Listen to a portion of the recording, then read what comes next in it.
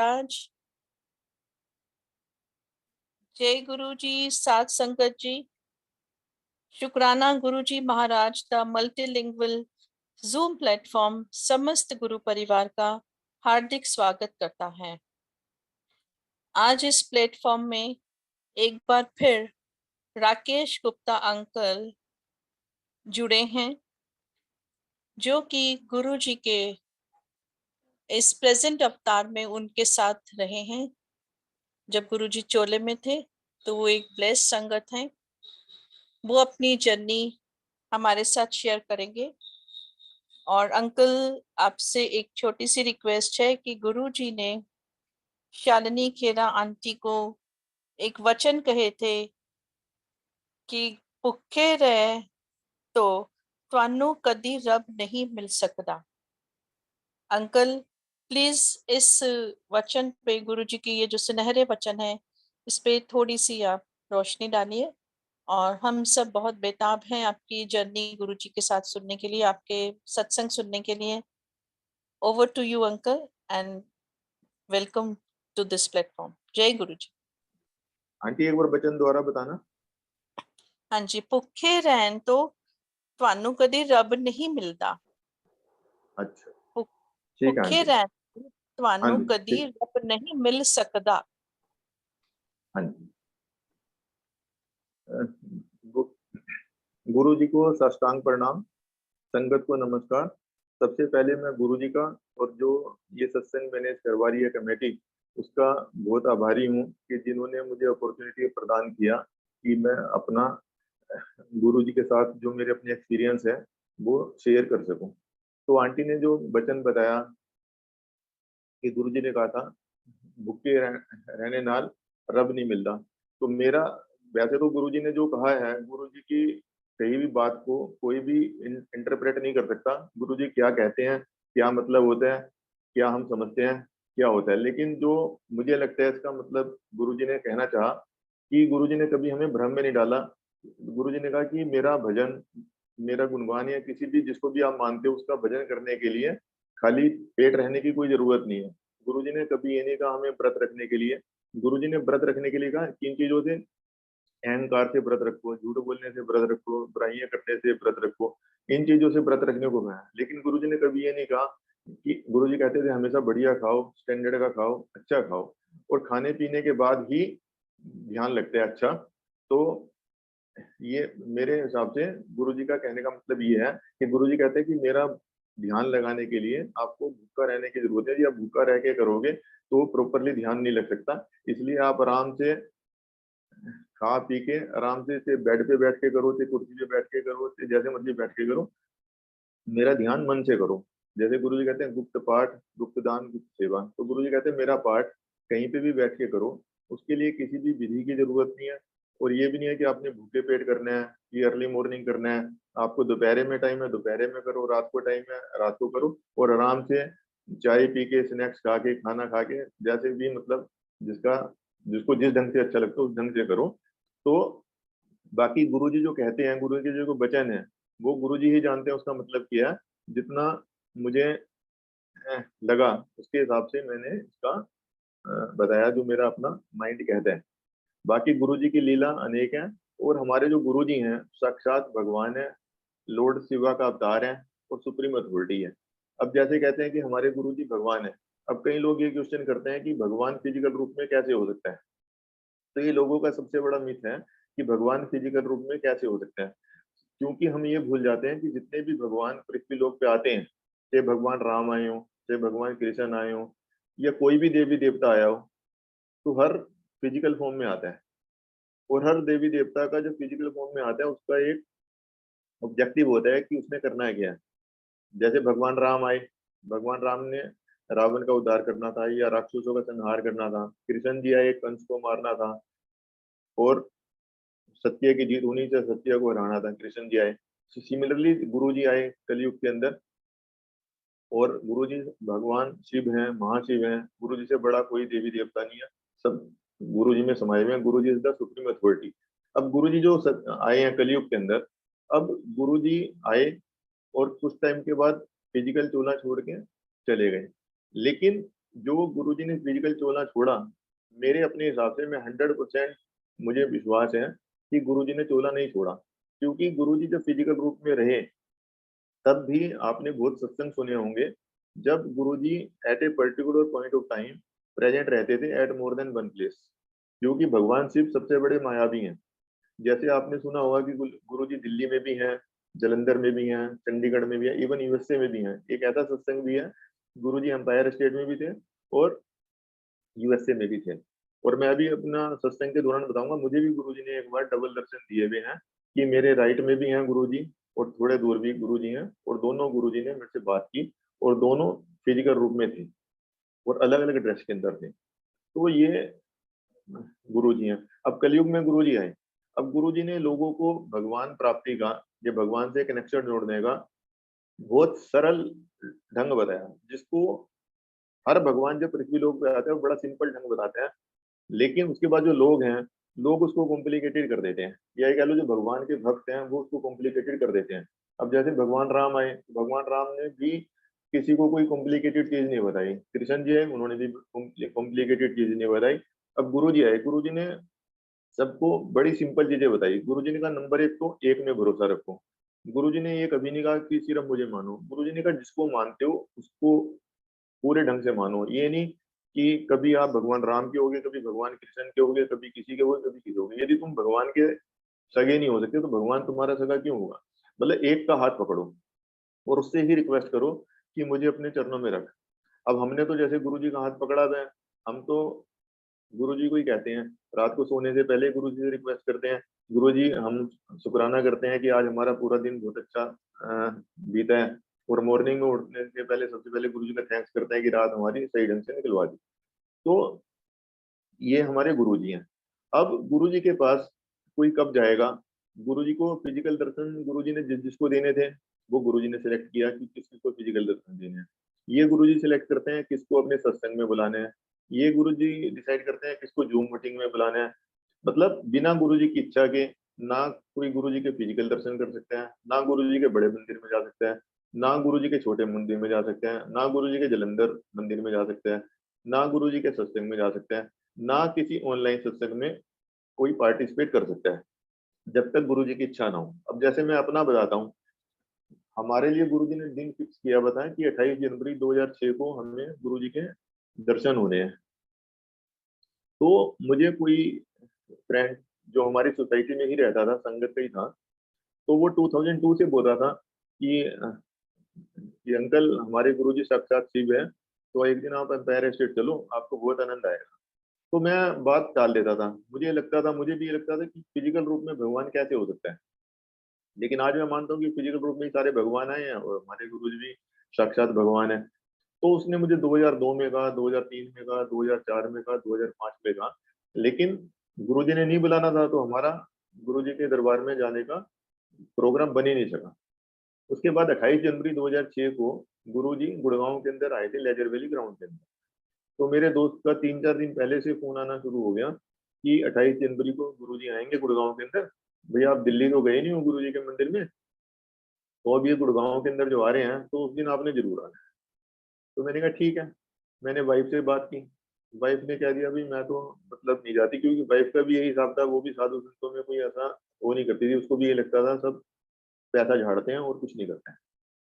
लेकिन दोस्त का क्योंकि 3-4 बार फोन आया, तो हमने डिसाइड किया कि ठीक है दोस्त नाराज ना हो जाए। हमारा गुरुजी से मिलने की कोई इच्छा नहीं थी, ये था कि दोस्त नाराज ना हो जाए, इसलिए हम 28 जनवरी को गुरुजी के उधर गए दरबार के अंदर, लेजर वैली ग्राउंड के अंदर, जब गुरुजी फिजिकली आए थे फर्स्ट टाइम गुड़गांव के अंदर।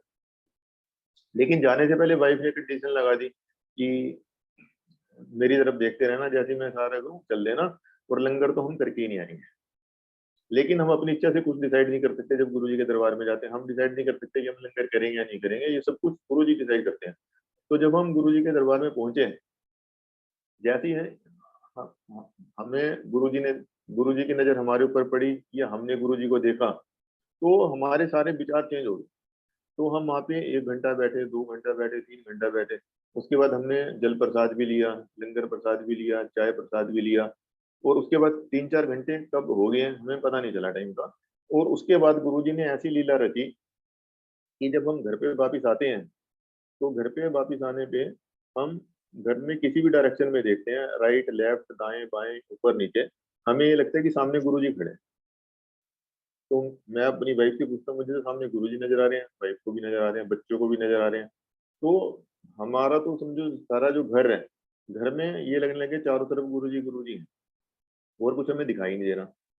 उसके बाद क्या हुआ कि जब गुरुजी के पास हम कनेक्ट हुए, तो मैं 11 बार हनुमान चालीसा का पाठ करता था मॉर्निंग में और 11 बार इवनिंग में। लेकिन जब गुरुजी से कनेक्ट हुए, तो जब मैं हनुमान चालीसा का पाठ करता था, तो मुझे मेरी आंखों के सामने हनुमान जी की जगह गुरुजी नजर आने शुरू हुए। तो 2-4 दिन मैं करता रहा हनुमान चालीसा का पाठ। लेकिन उसके बाद जब मुझे लगा कि कंटिन्यूअसली जब मैं पाठ तो हनुमान चालीसा का करता हूँ, लेकिन सामने नजर गुरुजी आते हैं, तो फिर हनुमान चालीसा का पाठ करने का एडवांटेज क्या है? भाई हमारे लिए तो गुरुजी हैं, तो हर टाइम गुरुजी गुरुजी गुरुजी गुरुजी करते रहो। तो मैंने उस दिन से फिर हनुमान चालीसा का पाठ करना बंद कर दिया, और उसके बाद सिंपल गुरुजी गुरुजी गुरुजी गुरुजी गुरुजी करना स्टार्ट कर दिया। और उस दिन है और आज का दिन है। तो उस दिन से आज तक हम गुरुजी के अलावा बाकी सबकी अपनी महिमा है, सभी देवी देवताओं की अपनी महिमा है, राम जी की महिमा है, कृष्ण जी की महिमा है, देवी देवताओं की सबकी महिमा है, लेकिन सबसे सुप्रीम हमारे गुरुजी हैं। जैसे सिंपल टर्म्स में समझने के लिए, यदि इंडिया में किसी की प्राइम मिनिस्टर ऑफ इंडिया से जान पहचान है, तो उसको अलग अलग मिनिस्टर से जान पहचान करने की जरूरत नहीं है। यदि कर ले तो उसका कोई नुकसान नहीं है। लेकिन यदि किसी ने कोई भी काम करवाना हो किसी भी तरह का, तो यदि उसकी प्राइम मिनिस्टर से जान पहचान है, वो प्राइम मिनिस्टर से उसका काम हो जाएगा, चाहे वो फाइनेंस से रिलेटेड से कुछ हो। सिमिलरली हमारे गुरुजी हैं। Guruji is the supreme authority of the whole world. यदि आपने पूरे संसार में कोई भी काम कराना हो, किसी भी तरह का काम कराना हो, मटीरियलिस्टिक काम कराना हो, फाइनेंशियल काम कराना हो, लीगल काम कराना हो, कुछ भी काम करवाना हो, यदि आपने गुरुजी से अपनी अरदास लगा दी, अब गुरुजी अरदास कब सुनेंगे गुरुजी के ऊपर डिपेंड करता है। ये कोई जरूरी नहीं है आपने आज अरदास लगाई आज ही सुन ले, हो सकता है 6 महीने लगे, हो सकता है 1 साल लगे। वो उसके ऊपर डिपेंड करता है कि हमारा गुरुजी से कनेक्शन कैसा है, या हमारे लिए क्या अच्छा है। हमें जो अच्छा लगता है जरूरी नहीं है वो हमारे लिए अच्छा हो, क्योंकि गुरुजी कहते हैं कि आप तो दीवार तक देख सकते हो, मुझे दीवार के सामने का भी पता है, दीवार के पीछे का भी पता है, दीवार के पीछे है क्या। तो इसलिए हम जो मर्जी मांग ले, लेकिन गुरुजी देते वो हैं जो हमारे लिए अच्छा होता है। तो गुरुजी भगवान है। गुरुजी के पैर जमीन पे टच नहीं होते थे, ये हमने अपनी आंखों से देखा। गुरुजी एक जगह से दूसरी जगह जब जाते थे, इतनी फास्ट जाते थे, पता नहीं चलता था कब चले और कब अपना रूम में चले गए या कब इधर से उधर चले गए। और डबल गुरुजी ने दर्शन दिए, जैसे ये सुनने में आता था एम्पायर स्टेट में भी उस दिन गुरुजी यूएसए के अंदर दिए। तो मैं अपना एक बार का एक्सपीरियंस सुनाता हूँ, जब मुझे गुरुजी ने डबल दर्शन दिए। हमारे ऊपर गुरुजी ने ये रिस्ट्रिक्शन लगाई हुई थी कि हफ्ते में एक बार आना है मैक्सिमम। तो हम वीरवार की वेट करते रहते थे, क्योंकि एम्पायर स्टेट 4 दिन ओपन होता था गुरुजी के टाइम में, थर्सडे फ्राइडे सैटरडे संडे। तो हम वेट करते थे, जैसे ही थर्सडे आए तो हम 6 बजे पहुंच जाते थे एम्पायर स्टेट, ताकि हमारी इच्छा ये रहती जैसे ही गुरुजी के उसका एम्पायर स्टेट का दरवाजा ओपन हो, हम सबसे पहले अंदर एंटर करें। तो हम वीरवार को हुआ है, तो नेक्स्ट डे फ्राइडे को मुझे कोई ऑफिस का काम था, और मैं दिल्ली से आ रहा था। रास्ते में एम्पायर स्टेट पड़ता था, हम गुड़गांव में रहते हैं, रास्ते में एम्पायर स्टेट पड़ता था। तो जब एम्पायर स्टेट पड़ा तो मेरी गाड़ी की ब्रेक लगी। अब मेरे मन में दो थॉट आए, एक तो यह कि मुझे एम्पायर स्टेट जाना चाहिए या नहीं जाना चाहिए। क्योंकि एक थॉट आया कि चले जाना चाहिए, मैक्सिमम गुरुजी डांट देंगे, ये नाराज होंगे, इसके ऊपर तो कुछ नहीं है। दूसरा, नहीं जाना चाहिए, क्योंकि गुरुजी की आज्ञा है कि आपने मैक्सिमम एक बार आना है। तो मैं एक बार ऑलरेडी जा चुका हूँ, अब दूसरी बार गया तो गुरुजी की आज्ञा का उल्लंघन है। लेकिन मैंने घर पे फोन किया, वाइफ भी कहने लगी नहीं आपको नहीं जाना चाहिए, आप घर ही वापिस आओ मत जाओ। मैंने गाड़ी स्टार्ट कर ली, लेकिन गाड़ी स्टार्ट करने के बाद फिर मुझे लगा नहीं मुझे जाना चाहिए, तो मैंने खैर गाड़ी वहां पे रोक ली और वाइफ को फोन कर दिया मैं एम्पायर स्टेट जा रहा हूँ। तो मैं अंदर एम्पायर स्टेट चला गया। जाते हुए मुझे बड़ा डर लग रहा था कि जैसे ही गुरुजी देखेंगे तो गुरुजी कहेंगे भाई आज आप क्यों आए हो, या आज आने की जरूरत नहीं थी, आप कल आए गए थे, आपके ऊपर तो इंस्ट्रक्शन थी कि आपने हफ्ते में एक दिन आना है, और आप कल आए थे तो आज आपको आने की आज्ञा नहीं है, इसलिए आप वापिस जाओ। तो मुझे ये था कि मैं पीछे बैठूंगा तो हो सकता है गुरुजी की मेरे ऊपर नजर पड़े या ना पड़े। तो उस दिन जैसे ही मैं गया, तो गुरुजी की जो गद्दी है, गद्दी के पास ही मुझे सीट मिलेगी नजदीक में, तो मैं उधर ही बैठ गया। तो नॉर्मली क्या था, लंगर के बाद छुट्टी हो जाती थी, लेकिन उस दिन मैं लंगर के बाद भी गुरुजी की जो आसन है उसके नजदीक ही बैठा रहा। 10 बजे, 10:30 बजे, 11 बजे, 11:30 बजे, पौने 12 बजे। तो मैं बड़ा खुश, मैंने कहा आज तो मुझे लगता है 12 बजेंगे, क्योंकि हमारे ना कभी 12 नहीं बजे थे गुरुजी के दरबार में, उससे पहले ही छुट्टी हो जाती थी।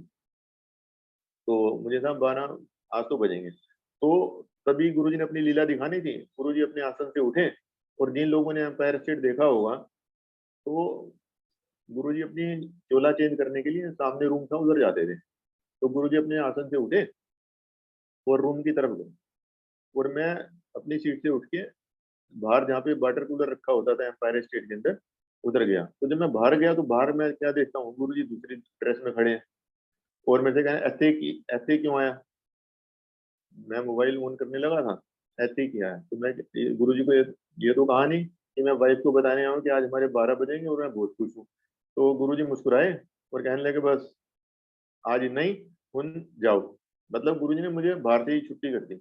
मतलब 12 उस दिन भी नहीं बजने दिए, लेकिन उस दिन मुझे गुरुजी ने डबल दर्शन दिए कि अंदर पिंक ड्रेस में थे, बाहर येलो ड्रेस में थे। अंदर वाले गुरुजी ने भी बात की, बाहर वाले गुरुजी ने भी बात की। अब भगवान के अलावा कौन हो सकता है जो at a particular point of time more than one place पे प्रेजेंट हो सके। ये भगवान के अलावा कोई और नहीं हो सकता। लेकिन हमारे गुरुजी ने ऐसी बहुत लीलाएं दिखाई हैं कि दिल्ली में भी हैं, यूएसए में भी हैं, और चंडीगढ़ भी है, जलंधर भी है। और ये सारे एक्चुअल एक्सपीरियंस हैं। उसके बाद गुरुजी का, हमारे गुरुजी यूनिक है। गुरुजी का मंदिर जो है वो अपने आप में पूरे वर्ल्ड में नंबर 1 मंदिर है। कैसे? उसकी अलग से यूनिकनेस है। जो भी मंदिर में फर्स्ट टाइम जाएगा उसको ये 5-6 चीजें ऐसी मिलेंगी जो किसी भी वर्ल्ड के मंदिर में नहीं मिलेंगी। पहला, गुरुजी का ही मंदिर एक ऐसा मंदिर है जिसमें किसी पंडित की जरूरत नहीं है। ये पूरे मंदिर में कोई पंडित नहीं है। चाहे गुरुजी का बड़ा मंदिर हो, चाहे छोटा मंदिर हो, एम्पायर स्टेट हो, जलंधर का मंदिर हो, या इवन जहाँ पे सत्संग होता हो, उसके लिए भी पंडित से मुहूर्त निकलवाने की जरूरत नहीं, क्योंकि गुरुजी ने कहा है कि सारे दिशाएं मैंने बनाई हैं, सारे दिन मैंने बनाए हैं, इसलिए सारे दिन शुभ हैं, सारी दिशाएं शुभ हैं। तो गुरुजी ने कभी वास्तु में ध्यान लगाने की जरूरत नहीं थी। गुरुजी ने कहा सारी डायरेक्शन सही है, सारे दिन सही है, क्योंकि सारी दिशाएं भगवान ने बनाई, सारे दिन भगवान ने बनाए, सारी डायरेक्शन भगवान ने बनाई, इसलिए सारी दिशाएं, दिन सब कुछ शुभ है। तो गुरुजी के मंदिर में पंडित नहीं है। दूसरा, गुरुजी के मंदिर में घंटी नहीं है। अब किसी भी मंदिर में जाओ, हर मंदिर में आपको घंटी मिलेगी, लेकिन गुरुजी के मंदिर में घंटी का कोई कंसेप्ट नहीं है। अब घंटी क्यों नहीं है? एक बार गुरुजी से किसी ने पूछा कि गुरुजी हर मंदिर में घंटी होती है, तो आपके मंदिर में घंटी नहीं है, इसका क्या कारण है? गुरुजी ने कहा कि और मंदिरों में जब आप जाते हो तो घंटी आप बजाते हो इसलिए कि आपको लगता है भगवान सो रहा है, इसलिए आप बजाते हो। लेकिन मैं सोता ही नहीं, गुरुजी कभी सोते ही नहीं थे। गुरुजी कहते हैं मैं हर समय संगत का ध्यान रखता हूँ, हर समय मैं संगत के लिए तैयार रहता हूँ, किसी को भी कोई मुसीबत आए उसके लिए आई एम 24 आवर्स रेडी। तो मुझे जैसे ही लगता है कि किसी संगत को कोई प्रॉब्लम है, किसी भी तरह की प्रॉब्लम है, मैं हर समय रहता हूँ। तो इसलिए मुझे मन से ध्यान की जरूरत है, मुझे मन से मेरा ध्यान करो, घंटी बजाने की कोई जरूरत नहीं है। तीसरा, हर मंदिर में प्रवचन होते हैं कि हमेशा सच बोलो, किसी का बुरा मत करो, ये मत करो, वो मत करो।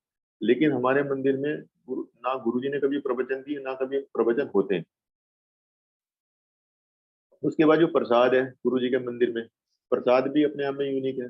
किसी मंदिर में ऐसा कंसेप्ट नहीं होगा, जाओ पहले आपको चाय प्रसाद मिलेगा, फिर एक प्लेट में 4 लोग लंगर करेंगे, फिर जल प्रसाद मिलेगा, और हर काम लाइन से होते हैं।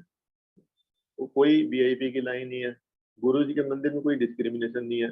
एक करोड़पति हो उसके लिए भी वही लाइन है, आम आदमी हो उसके लिए भी वही लाइन है, कोई 1 करोड़ का पर्ची कटवा ले उसके लिए भी सेम लाइन है, उसको भी सेम लंगर मिलेगा, कोई एक भी पैसा ना दे उसको भी सेम। क्योंकि भगवान के यहाँ डिस्क्रिमिनेशन नहीं होता।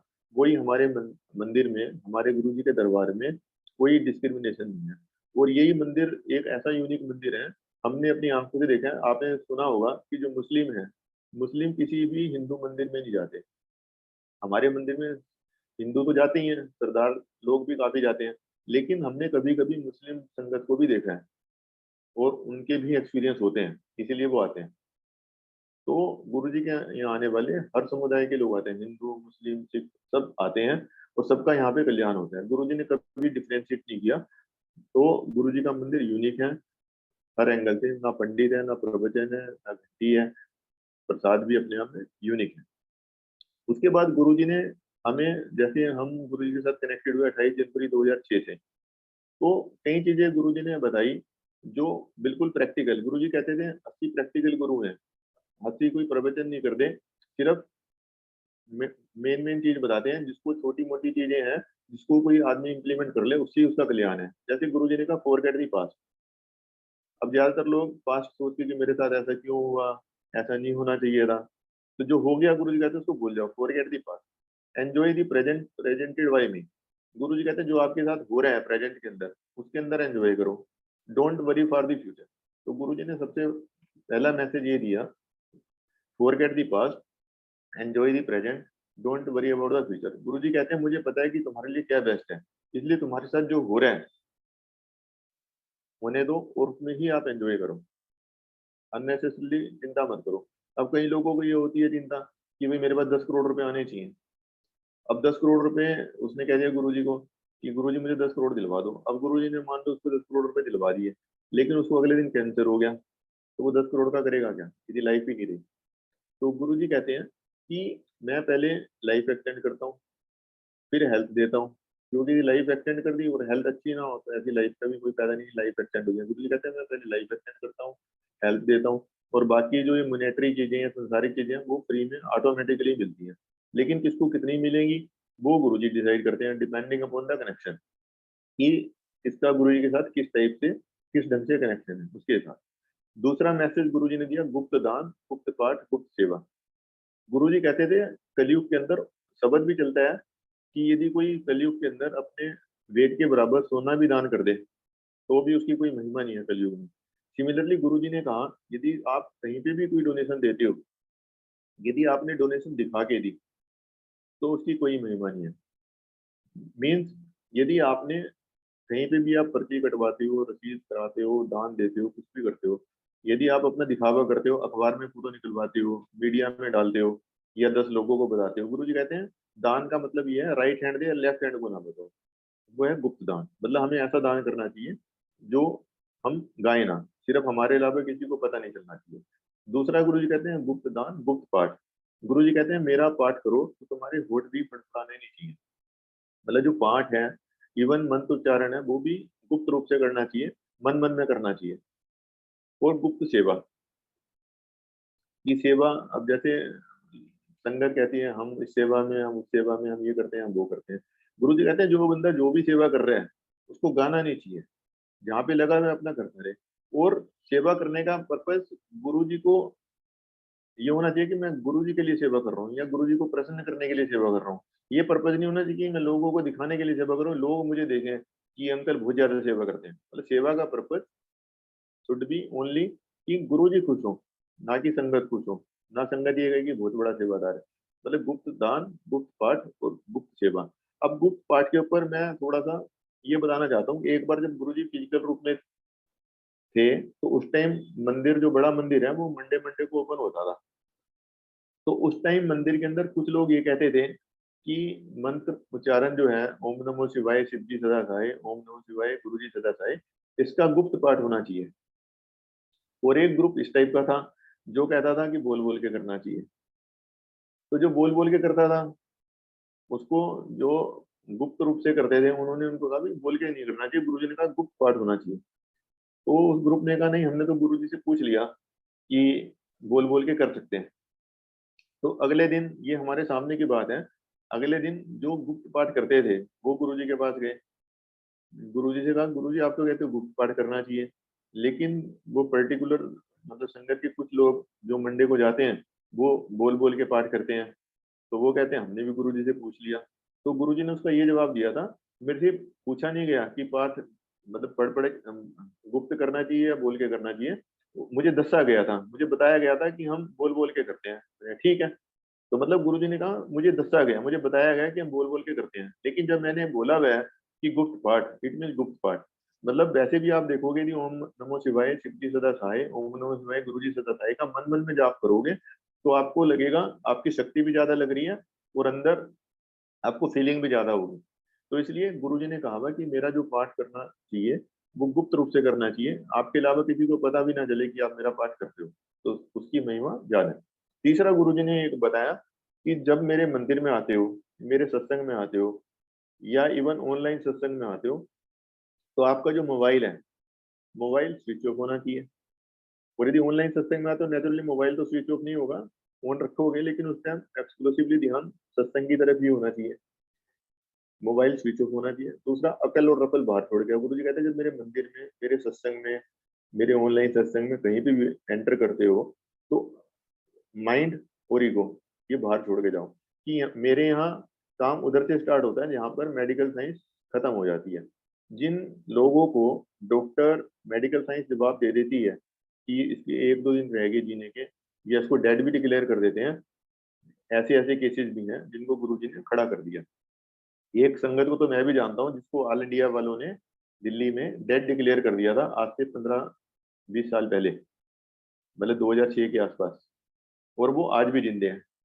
उनको गुरुजी ने, उनकी आंटी उधर बैठी थी गुरुजी के पास, कहा थोड़ी देर बाद खड़ा हो जाऊंगा, तो उसके बाद वो अंकल खड़े हो गए, और वो अंकल आज भी ठीक है, मतलब अपना काम खुद करते हैं, हालांकि एज होगी उनकी, लेकिन सही है। तो गुरुजी सब कुछ कर सकते हैं, लाइफ एक्सटेंड कर सकते हैं, मरे आदमी को जिंदा कर सकते हैं, कुछ भी कर सकते हैं।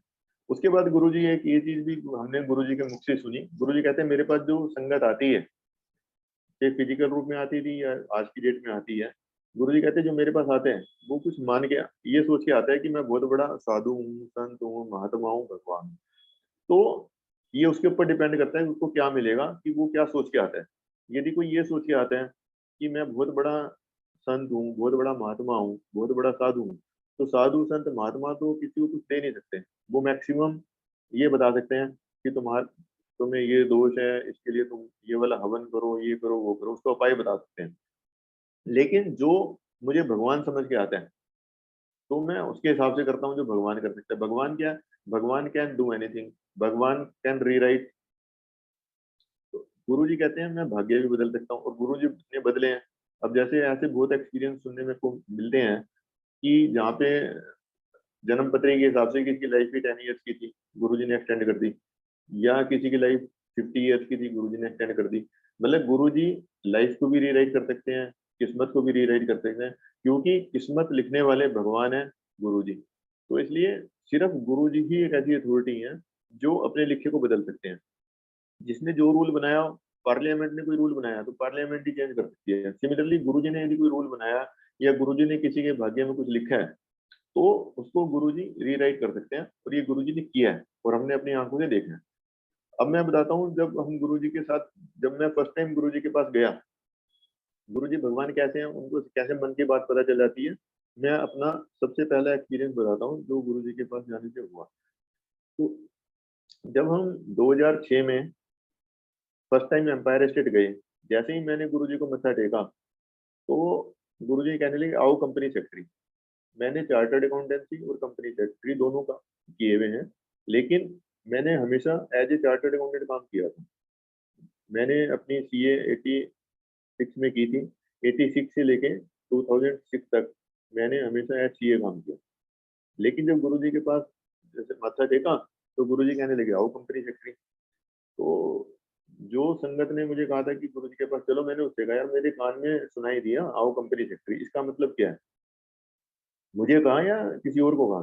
कोई और भी हो सकता है कंपनी सेक्रेटरी हो। वो कहा नहीं, जिसको सुनाई देता है ना, गुरुजी जो बोलते हैं जिसके लिए रेलेवेंट होता है ना उसको ही सुनाई देता है। तो आपको सुनाई दिया, it mean this is relevant for you. तो दोबारा तो गुरुजी से कोई पूछ नहीं सकता था। खैर, उसके बाद क्या है, उस दौरान 2006 में मैं अपने सीए वाले काम को तो कम करता था, शेयर ट्रेडिंग का काम ज्यादा करता था। तो मैंने घर में 2 टर्मिनल लगाए हुए थे, एक पे मैं काम करता था, एक पे वाइफ काम करती थी, और कंटिन्यूअसली लॉसेज हो रहे थे। तो वैसी वाइफ ने बैठे बैठे गुरुजी से प्रे की कि गुरुजी इनकी कोई परमानेंट सेटिंग करा दो। जैसी वाइफ ने गुरुजी से प्रे की, मुझे कहा कि मैंने गुरुजी से कहा कि कोई परमानेंट सेटिंग करा दो। तभी मेरे फ़ोन की घंटी बजती है। मुझे किसी दोस्त का फ़ोन आता है कि ऐसे-ऐसे कंपनी है और उधर ऑडिट करना है, मेरे पास टाइम नहीं है, भई आप जाके ऑडिट कर सकते हो क्या? मैंने ठीक है, मैं चला जाता हूँ। तो मैं मानेसर में कंपनी है, उधर मैं चला गया ऑडिट करने के लिए। अब चांस की बात है, चांस की बात क्या है, वो गुरुजी की कृपा है कि जिस दिन मैं ऑडिट करने गया, उस कंपनी के जो मैनेजिंग डायरेक्टर हैं, वो पुणे में बैठते हैं। तो गुरुजी की कृपा से वो उस दिन मानेसर में ही आए हुए थे, गुड़गाँव में ही आए हुए थे। तो मेरे से कहने लगे, "आप तो ऑडिट करने आए हो, आपकी क्वालिफ़िकेशन क्या है?" मैंने कहा, "मैंने सीए की हुई है, साथ में कंपनी सेक्रेटरी की हुई है।" तो कहने लगे, "मैं तो एक कंपनी सेक्रेटरी को बहुत दिनों से ढूँढ रहा हूँ, क्योंकि एक लीगल रिक्वायरमेंट है ना, जिस कंपनी की पेड अप कैपिटल 5 सीआर से ऊपर हो, तो कंपनी सेक्रेटरी रखना मैंडेटरी है। तो आप हमारे यहाँ as a company secretary join कर लो।" अब उन्होंने देखो मेरे से ना एक्सपीरियंस पूछा, ना ये पूछा आपकी एक्सपेक्टेशन क्या है, ना मैंने पूछा कितनी सैलरी दोगे। उन्होंने सिंपल ये कहा कि मेरी तरफ से ऑफर है, आप इमीडिएटली अभी ज्वाइन कर लो, ऑडिट तो बाद में होता रहेगा, आप ज्वाइन कर लो। और मैंने उनको ये जवाब दिया, मैंने कहा नहीं, आज बुधवार का दिन है, कल वीरवार का दिन है, गुरुजी के पास जाएंगे, तो गुरुजी से पूछने के बाद फिर मैं आपको बताऊंगा परसों, क्योंकि गुरुजी का दरबार तो पूरी रात चलता था। तो मैंने उसको बोला ठीक है, मैं फ्राइडे को कंफर्म करूंगा। तो अगले दिन हमने गुरुजी के पास जाना था, एम्पायर एस्टेट। तो मैंने अपनी वाइफ को कहा कि भाई मेरे अंदर तो हिम्मत होगी नहीं पूछने की गुरुजी से, तो आप पूछना गुरुजी से कि मुझे ये जॉब ज्वाइन करनी चाहिए नहीं करनी चाहिए एज ए कंपनी सेक्रेटरी। तो जब हम गए, तो वाइफ ने कहा गुरुजी, गुरुजी ने कहा ज्वाइन करो। फिर वाइफ ने दोबारा कहने की कोशिश, गुरुजी आज इनको, फिर गुरुजी ने कहा ज्वाइन करो।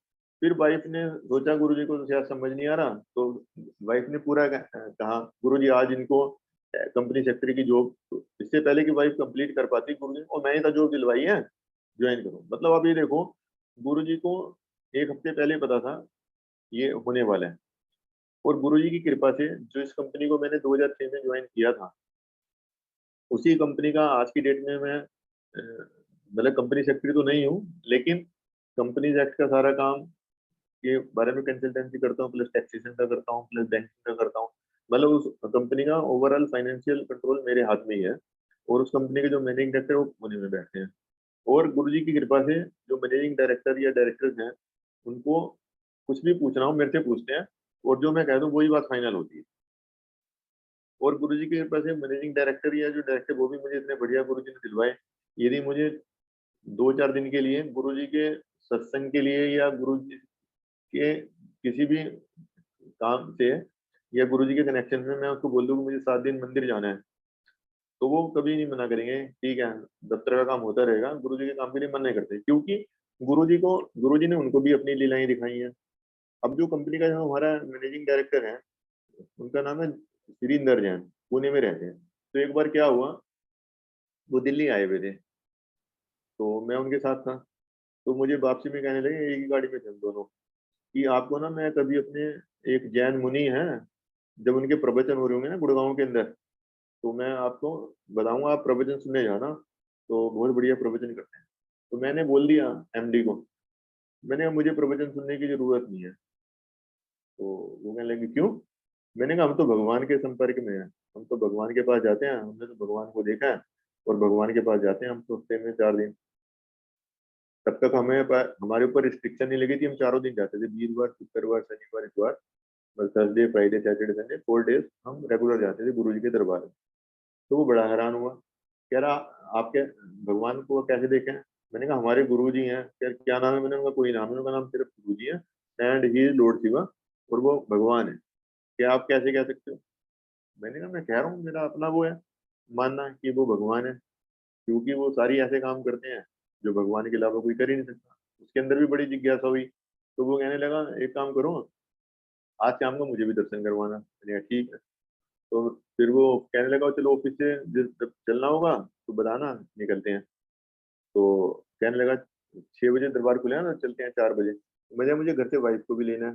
तो पहले हम अपने घर आए, फिर हम एम्पायर स्टेट गए। अब आप ये देखो गुरुजी की लीला, हमेशा एम्पायर स्टेट का दरवाजा नॉर्मली 6 बजे के करीब खुल जाता है, 6 साढ़े 6 मैक्सिमम 7 तक। उस दिन वो मेरे साथ कंपनी का मैनेजिंग डायरेक्टर भी था, उसने फ्लाइट भी पकड़नी थी 10 बजे की। तो 7 बजे भी दरवाजा नहीं खुला, सवा 7 नहीं खुला, साढ़े 7 नहीं खुला। अल्टीमेटली फिर वो कहने लगा मेरी तो फ्लाइट निकल जाएगी, तो अब तो मैं जा रहा हूँ, फिर आऊंगा नेक्स्ट टाइम। लेकिन वो बाहर खड़ा हुआ मुझे कहना है मुझे लग नहीं रहा कि मैं दिल्ली में खड़ा हूँ। मैंने कहा, क्यों? तो उस दिन जब वो गया हमारी कंपनी के एमडी, तो बाहर 4-5 तो कैबिनेट मिनिस्टर बैठे थे गुरु जी के, मतलब घर के बाहर एंट्री पे। किसी के अंदर ये पूछने की हिम्मत नहीं दरवाजा कब खुलेगा। वो कह रहा मैं तो देख के हैरान हूँ, इतने बड़े बड़े लोग बैठे हैं, कोई ये नहीं पूछ रहा दरवाजा कब खुलेगा, और इतनी शांति से बैठे हैं, पिन ड्रॉप साइलेंस है, और बाहर खड़े होके भी ऐसा नहीं लग रहा है कि कोई परेशानी हो रही है, बाहर भी टाइम बढ़िया पास हो रहा है, और पता नहीं कितना जबरदस्त हो रहा है। तो मेरा जाने को मन तो नहीं कर रहा, लेकिन फ्लाइट बुक है तो इसलिए मैं जा रहा हूँ। तो जैसे ही वो बाहर गया, तभी गुरु जी का दरवाजा ओपन हो गया, एम्पायर स्टेट का। तो मैंने उसको फोन किया, मैंने खुल गया, वो कह रहा नहीं। तो आप ही देखो ना, पॉजिटिव थिंकिंग और नेगेटिव थिंकिंग में डिफरेंस है। जो एमडी है वो ये बोलने लगा कि गुरुजी चाहते होंगे कि मैं अपनी वाइफ को लेके आऊं, मैं अकेला था, तो इसलिए हो सकता है आज दरवाजा ना खुला हूं। मतलब फर्स्ट डे ही उसने, मतलब उसके माइंड में नेगेटिव थॉट नहीं आया, ये आया कि आज मुझे दर्शन इसलिए नहीं हुआ कि मैं अपनी वाइफ को नहीं लेके आया। तो उसने फिर तभी फिक्स कर लिया कि ठीक है, मैं नेक्स्ट फ्राइडे को अपनी वाइफ को भी लेके आऊंगा। लेकिन गुरुजी ने दर्शन सिर्फ एमडी को देने थे, उसकी वाइफ को नहीं देने थे। वो अपनी वाइफ को भी पुणे से लेके आया नेक्स्ट फ्राइडे। लेकिन वो दिन में आ गया 10-10:30 बजे, तो कहने लगा चलो एम्पायर स्टेट। मैंने कहा गुरुजी का दरबार तो 6 बजे के बाद खुलता है। तो फिर दिन में टाइम पास करने के लिए वो अक्षरधाम मंदिर चले गए, वहां से इतनी लेट हो गई, 11 बज गए उनको। तो फिर मुझे फोन आया कि वाइफ तो थक गई है, तो उसको तो मुझे घर पे उतारना पड़ेगा, तो कहो तो मैं आ जाता हूँ। मैंने कहा आ जाओ, गुरु जी का दरबार तो खुला रहता है। तो आया मैं, जो हमारे एमडी आए तो मैं अंदर लेके गया उनमें एम्पायर स्टेट। तो मैंने कहा गुरु जी से आपकी इंट्रोडक्शन करवा दूंगा। मैंने कहा गुरु जी ये हमारे एमडी। तो गुरु जी बड़ी तेज बोले, एमडी क्यों होता है? तो जो हमारे एमडी थे वो भी मतलब एक बार को तो घबरा से गए, जैसे गुरु जी ने बड़ी तेज बोला क्यों होता है एमडी। तो एमडी बोल रहा है गुरु जी को, नहीं सर कुछ नहीं। तो वो बैठने लगे, लेकिन गुरु जी ने इशारा किया अभी बैठना नहीं, छुट्टी।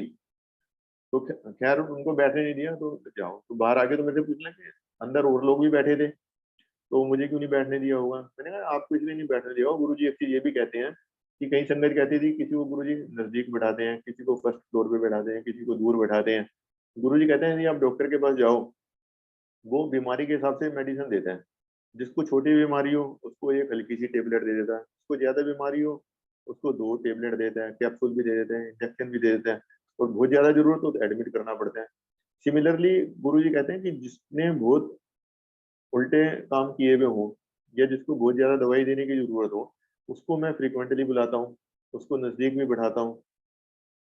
लेकिन जो सही है, या जिसको ज्यादा दवाई देने की जरूरत नहीं है, तो उसकी मैं फ्रीक्वेंसी भी ज्यादा रखता हूँ। जैसे गुरुजी के आने वालों में किसी की ये था कि आपने हफ्ते में मैक्सिमम एक बार आना है, ऐसी संगत भी थी जिसको कहा था महीने में एक बार आना है, ऐसी भी थी जिसको कहा था कि आपने 6 महीने में एक बार आना। मतलब ये फ्रीक्वेंसी गुरुजी डिसाइड करते थे कि किसने कितनी बार आना है मैक्सिमम। और मंदिरों में ये होता है कि उनको लगता है कि आओ, लेकिन हमारे मंदिर में ये रिस्ट्रिक्शन होता है कि आपने मैक्सिमम कितनी बार आना है। तो ये गुरुजी की अपनी लीला है। उसके बाद मैं बताता हूँ अपना नेक्स्ट एक्सपीरियंस, कि एक बार हम बड़े मंदिर से, सर्दियों के दिन थे, जनवरी का महीना था, ये बात है जनवरी 2007 की। तो हम मंदिर से वापस आ रहे थे। तो जब वापस आ रहे थे, एक जो लोग एनसीआर के हैं, दिल्ली के हैं, उनको पता होगा जब मंदिर से वापस आओ तो गुड़गांव आने के 2 रास्ते हैं। एक तो छतरपुर मंदिर की तरफ से वो मेन रास्ता है, एक है डेरा गांव से। डेरा गांव से ट्रैफिक भी नहीं मिलता और शॉर्टकट रास्ता है। तो इसलिए हम डेरा गांव की साइड से आ रहे थे। तो जब आए तो हमने एक गलत कट ले लिया। जब गलत कट ले लिया तो हम एक छोटी सी रोड थी, वहां पे फंस गए, और आगे रास्ता नजर नहीं आया, इतना जबरदस्त अंधेरा था कि आगे कुछ नजर नहीं आया। तो उधर 2-4 लोग खड़े थे, उनसे पूछा कि भाई साहब गुड़गांव जाना है। तो वो कहने लगे कि आगे तो रास्ता ही बंद है, गुड़गांव आगे तो रोड ही बंद है, आप आगे जा नहीं सकते। लेकिन गुरु जी की कृपा से हमें कोई घबराहट भी नहीं हुई ज्यादा। लेकिन मेरे माइंड में थॉट आया कि जो मेरा दोस्त था जिसने बताया था कि हमारे गुरु जी महाशिव हैं, तो उसने एक चीज कही थी कि जब आप घर से मंदिर जाते हो और मंदिर से घर जाते हो, तो घर से मंदिर सीधा जाना चाहिए, और मंदिर से सीधा घर वापस आना चाहिए। तो गुरु जी हमेशा आपके साथ होते हैं। तो हम तो घर से मंदिर सीधा जाते थे, मंदिर से सीधा घर आते थे। तो मैं ड्राइविंग सीट पे बैठा था। मैंने गुरु जी से कहा गुरु जी मुझे तो गाड़ी बैक करनी भी नहीं आती, और आगे रोड बंद है, तो मैं क्या करूं? और वो तो कह रहा था कि आप हमेशा साथ होते हो, आप गाड़ी आप ही रिवर्स करवाओ या आप ही बताओ कि अब कैसे जाएं। तो मैंने सिर्फ ड्राइविंग सीट पे बैठ के सिर्फ ये थॉट क्रिएट किया था तभी साइड से किसी ने गाड़ी का दरवाजा मतलब खटखटाया, शीशा नॉक किया, तो मैंने देखा 2 बाइकर थे। गुरुजी ने आसमान से बाइक पे 2 बंदे प्रकट कर दिए, जैसे भगवान तो कुछ भी कर सकता है। तो वो कहने लगे, अंकल आपने गुड़गांव जाना है? हमने कहा हाँ। अब वो कहने लगे, ठीक है, हमारी बाइक के पीछे अपनी गाड़ी लगा। अब आप ये देखो कि रात के 11 बजे, सर्दियों के दिन, गुप अंधेरा, यदि कोई बाइकर ये कहे कि गाड़ी हमारे पीछे लगा लो, हमारे माइंड में ये थॉट भी नहीं आया कि ये लूट ना ले। मैं भी था गाड़ी में, वाइफ भी थी, बच्चे भी थे, क्योंकि पहले लोगों ने कहा था आगे रोड ही नहीं है, इतना अंधेरा था। तो ये थॉट हमारे दिमाग में एक भी बार नहीं आया कि हमें लूट ना ले, और हमने बाइक के पीछे गाड़ी लगा ली। और जब गाड़ी हमने बाइक के पीछे लगाई, मैं वाइफ को कहने लगा कि जैसे ही मेन रोड आएगी तो इनका थैंक्स जरूर करेंगे कि भाई रात को इन्होंने हमारी हेल्प की। तो वाइफ कहने लगी, थोड़ी आधा किलोमीटर भी नहीं हम चले होंगे तो गुड़गांव वाली मेन हाईवे आ गया, जो मेन रोड है, फरीदाबाद गुड़गांव रोड आ गई, मतलब आधा किलोमीटर चलने के बाद। लेकिन इससे पहले कि हम उनका थैंक्स करते, वो दोनों बाइकर डिसअपियर हो गए। जैसे उन दोनों बाइकर को गुरुजी ने भेजा, आसमान से प्रकट किया, और उसके बाद हमें रास्ता दिखा के वो हो गई। उसके बाद हमारे माइंड में ये आया कि यार जो पहले जो लोग थे, उन्होंने तो कहा था आगे रास्ता ही नहीं है, तो रास्ता कैसे बन गया? तो बाद में हमने चेक किया, तो उस रास्ते में आज भी रोड नहीं है। यदि उस रास्ते से चले जाओ, आज भी रास्ता बंद है। सिर्फ उस दिन गुरु जी ने अपने भक्तों को, ताकि इन्हें कोई दिक्कत ना हो कि गाड़ी बैक करनी इनको नहीं आती, कुछ करना इनको नहीं आता, तो ये आगे इतने परेशान हो रहे हैं, तो गुरु जी ने रोड ही बनवा दी टेम्परेरी। तो ये देखो, ये कौन कर सकता है? भगवान के अलावा कोई नहीं कर सकता। उसके बाद नेक्स्ट एक्सपीरियंस मैं आपको बताता हूँ कि हमने ये एक्सपीरियंस सुना था कि किसी अंकल की गाड़ी चलवाई गुरु जी ने बिना पेट्रोल के। अब गाड़ी, हमें बड़ी हैरानी होती थी कि गाड़ी तो पेट्रोल से ही चलती है, पानी से तो चल नहीं सकती, या बिना पेट्रोल पानी के नहीं चल सकती। लेकिन गुरु जी ये कहते हैं, यदि आपको कोई एक्सपीरियंस सुनने को मिलता है, उसे सुनो, उसके ऊपर भरोसा करो या ना करो, लेकिन डिसरिलाई मत करो। ये मत सोचो कि बंदा झूठ बोल रहा है, क्योंकि कोई भी बंदा जो अपना एक्सपीरियंस सुना रहा है, उसका क्या इंटरेस्ट इन्वॉल्व है? वो तो सिर्फ जो उसने भगवान के साथ जितने टाइम पे रहा है, या जो भगवान की लीलाएं देखी है, सिर्फ उनको बता रहा है। तो हमारे साथ क्या हुआ कि ये बात है ये भी जनवरी 2007 की बात है। तो हमने अम्बाला जाना था गुड़गांव से। तो मैं सवेरे जब उठा तो गाड़ी स्टार्ट नहीं हुई। तो गाड़ी स्टार्ट नहीं हुई तो उस टाइम एक स्कूटर भी रखा हुआ था, LML स्कूटर था। तो स्टार्ट हो गया, तो हमने स्कूटर गुड़गांव में पार्किंग में खड़ा किया, और वहां से हम बस में अम्बाला चले। और अम्बाला काम था, काम करने के बाद रात को हम 2 बजे वापिस आते हैं अम्बाला से। तो वापिस आया तो पार्किंग से जब स्कूटर उठाया, वो स्टार्ट ही ना हो। तो उसके बाद स्कूटर में देखा, उसके अंदर पेट्रोल नहीं, पेट्रोल जीरो था, बिल्कुल खाली था टंकी उसकी। तो उसको स्कूटर को खिसका खिसका के, मेरे साथ वाइफ भी थी, तो आधा किलोमीटर दूर एक पेट्रोल पंप था। तो सर्दियों के दिन थे, तो हम पेट्रोल पंप पे गए, उससे रिक्वेस्ट की कि भाई थोड़ा सा पेट्रोल दे दें, रेट जो मर्जी ले लियो। तो वो कहने लगा, बाबू जी मेरे पास तो चाबी होती नहीं पेट्रोल पंप की, चाबी तो मालिकों के पास होती है, और मालिक तो मॉर्निंग में आएगा 6-7 बजे, तो इसलिए पेट्रोल तो डल नहीं सकता। खैर जी, बड़े परेशान, मतलब बहुत जबरदस्त सर्दी थी, पेट्रोल डालने से उसने मना कर दिया। फिर मेरे दिमाग में वो वाला एक्सपीरियंस याद आया कि अंकल ने, कि गुरुजी ने किसी अंकल की गाड़ी जलंधर तक चलवाई थी बिना पेट्रोल के, और उसके बाद वापसी में जब वो आने लगा तो उसको कहा था पेट्रोल डलवा लियो, अब बिना पेट्रोल के नहीं चलेगी। मतलब उसकी गाड़ी जलंधर तक बिना पेट्रोल के गई। तो मैंने मन में वो एक्सपीरियंस याद किया, और उसके बाद गुरुजी को याद किया। मैंने कहा, गुरुजी उसकी गाड़ी तो आपने जलंधर तक चलवा दी, हमने तो सिर्फ 7-8 किलोमीटर तक जाना है, तो हमारा भी 7-8 किलोमीटर जितना पेट्रोल डलवा दो इसमें स्कूटर में। खैर जी, मैंने स्कूटर को टेढ़ा किया, स्टार्ट किया, और स्टार्ट हो गया, जो पहले स्टार्ट ही नहीं हुआ था स्कूटर। तो उसके बाद 5-6 किलोमीटर हम चले, तो घर जब हमारा 1 किलोमीटर रह गया, तो वाइफ कहने लगी, अब तो चलो यदि स्कूटर बंद भी हो जाए तो कोई दिक्कत नहीं है, यहाँ से तो हम 1 किलोमीटर का रास्ता रह गया तो हम पैदल भी जा सकते हैं। मैंने कहा नहीं, अब स्कूटर बंद नहीं होगा। कहने लगी क्यों? मैंने कहा इसलिए बंद नहीं होगा स्कूटर, क्योंकि उसकी जो सुई है पेट्रोल वाली वो फुल पे आ, मतलब गुरुजी ने नॉट ओनली कि उसमें आधा लीटर पेट्रोल डलवाया, जो स्कूटर की टंकी फुल करवा दी। और वो पेट्रोल मेरा उसके बाद पता नहीं कितने महीने चला होगा, पता नहीं, क्योंकि स्कूटर तो मैं कम चलाता था, गाड़ी चलाता था। तो वो मेरे ख्याल से 1 साल चला होगा।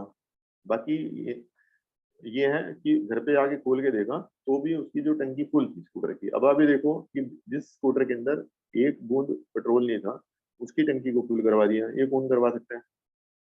जादूगर तो करवा नहीं सकता, साधु संत महात्मा भी नहीं करवा सकता, ये काम सिर्फ भगवान करवा सकता है। उसके बाद नेक्स्ट एक्सपीरियंस मैं अपना सुना रहा हूँ। गुरु जी के टाइम में जब किसी भी संगत के यहाँ शादी होती थी तो वो कुछ कार्ड गुरु जी को दे देती थी, जितने भी संगत को बुलाना हो। तो उसके बाद गुरु जी अपने आप फिर कार्ड दे देते संगत को। तो कोई कार्ड किसी को दे दिया, कोई कार्ड किसी को दे दिया। तो एक बार हमें भी कई बार कार्ड मिले गुरु जी के। जैसे एक बार चंडीगढ़ में शादी थी, उसका कार्ड मिला। एक बार पानीपत की शादी थी, उसका मिला। तो मैं पानीपत वाली का सुना रहा हूँ। पानीपत में शादी थी तो हमें कार्ड मिला, तो हम गए। तो जब हम वापिस आए दिल्ली शादी अटेंड करने के बाद, तो जो दिल्ली में रहते हैं उनको पता होगा, दिल्ली में एक दिल्ली कैंट है। तो जब उधर से हम आ रहे थे वापिस दिल्ली से पानीपत से, तो दिल्ली कैंट वाली रेड लाइट से जैसे ही मैंने टर्न लिया गुड़गांव के लिए, तो गाड़ी पंचर होगी। अब जब गाड़ी पंचर होगी और रात के 1-1:30 बजे का टाइम होगा, और पंचर मैंने आज तक लगाया नहीं। पता था कि ऐसे ऐसे मतलब स्टेपनी ऐसे ऐसे चेंज होती है, लेकिन प्रैक्टिकली की नहीं थी। और रात के टाइम पे करना वैसे भी पॉसिबल नहीं था। तो तब भी हमें तो हर टाइम गुरु जी का ही ध्यान रहता है। हमें तो गुरु जी का, गुरु जी अभी पंचर होगी, बच्चे भी साथ हैं, वाइफ भी साथ है, और अब बताओ क्या करें। तभी उसी टाइम रात को मतलब 1-2 बजे का टाइम हुआ, एक गाड़ी ने ब्रेक मारी, उसमें सरदार जी निकले। उन्होंने भी अंकल वर्ड यूज किया। तो कहने लगे अंकल मैं आपकी स्टेपनी चेंज कर दूं। मैंने कहा कर दो। मैं अब सोच ही रहा था कि कोई मिल जाए स्टेपनी चेंज करने वाला। तो आप देखो, रूटीन में भी मैकेनिक भी होता, उसको भी स्टेपनी चेंज करने में 10-15 मिनट लगते हैं। लेकिन वो जो सरदार जी थे, उन्होंने बहुत जल्दी स्टेपनी चेंज कर दी। जैसे स्टेपनी निकालने का पता नहीं चला, डालने का पता नहीं चला, मतलब जैसे विद इन सेकेंड्स उन्होंने मतलब स्टेपनी चेंज कर दी।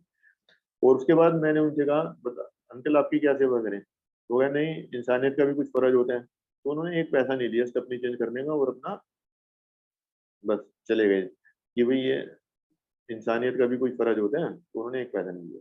उसके बाद आप गुरु जी की लीला देखो। जब हम नेक्स्ट डे एम्पायर स्टेट जाते हैं, तो गुरु जी क्या कहते हैं? गुरु जी कहते हैं पेन मतलब गुरु जी ने कहा कि पंचर होने में कोई प्रॉब्लम तो नहीं हुई। इट मीन गुरु जी ने ही भेजा था उन बंदों को। अदरवाइज रात के 2 बजे गुरु जी अपने दरबार में बैठे थे, मेरा पंचर हुआ दिल्ली कैंट में, तो गुरु जी को कैसे पता चला? गुरु जी भगवान है, इसीलिए पता चला।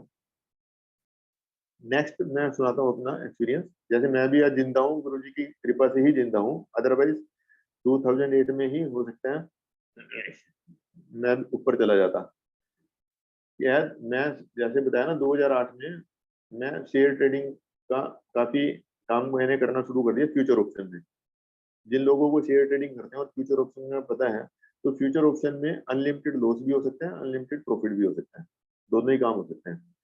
उधर आप एक दिन में 1 रुपए के 100 रुपए भी बना सकते हो, और 1 लाख के जीरो भी कर सकते हैं। तो मैंने 2008 में जितनी मेरी पॉकेट अलाउ करती थी, उससे ज्यादा इधर उधर से पैसा लेके या कोई जान पहचान का मिलकर बिना मार्जिन के काम करना शुरू कर दी। लेकिन गुरुजी के मेरे पास 2 बार मैसेज आए सत्संग में ही। एक बार किसी अंकल ने पूछा, अंकल आप शेयर ट्रेडिंग तो नहीं करते हैं? मैंने कहा नहीं। यदि करते हो तो बंद कर देना। फिर उसके बाद दोबारा वो अंकल मिले, तो उन्होंने कहा अंकल आप शेयर ट्रेडिंग क्यों नहीं करते हैं? मैंने फिर झूठ बोल दिया, नहीं करता। तो कहने लगी थी शेयर ट्रेडिंग करते हैं, तेरा घर बिक जाओ। तो और अंकल ने ये कहा ये मेरा मैसेज नहीं है, ये गुरुजी ने दिलवाया तेरे लिए। मतलब उन्होंने ये भी कह दिया गुरुजी का मैसेज है कि यदि तू शेयर ट्रेडिंग करता है तेरा घर बिक जाएगा। लेकिन मुझे लगा, जैसे हमारी अपनी बुद्धि होती है, उल्टी चलती है, तो मुझे लगा यार अंकल ने तुक्का फिट किया होगा।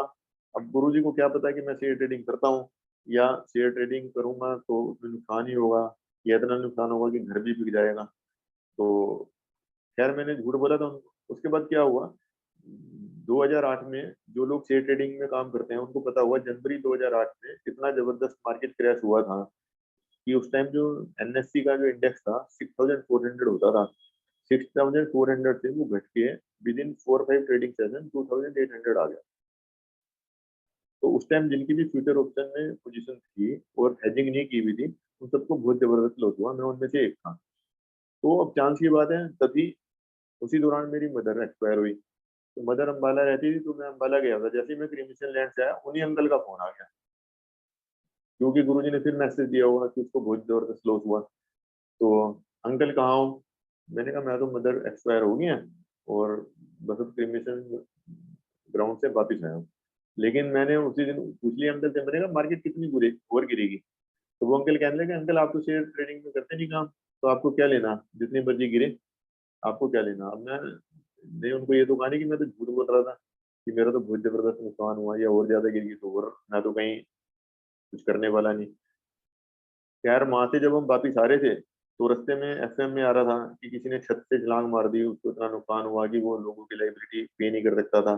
किसी ने छत से छलांग मार ली, किसी ने जहर खा लिया, किसी ने कुछ कर लिया शेयर ट्रेडिंग के कारण। तो हमारी पोजीशन भी वही थी उस टाइम, कि कुछ भी हो सकता था, क्योंकि मेरा जो लॉस था उस टाइम 1.25 सीआर का था 2008 में, उस पर्टिकुलर इंसिडेंट के कारण। लेकिन रास्ते में फिर उन्हीं अंकल को फोन किया, तो वो पूछने लगे आप कब तक घर पे पहुंचोगे?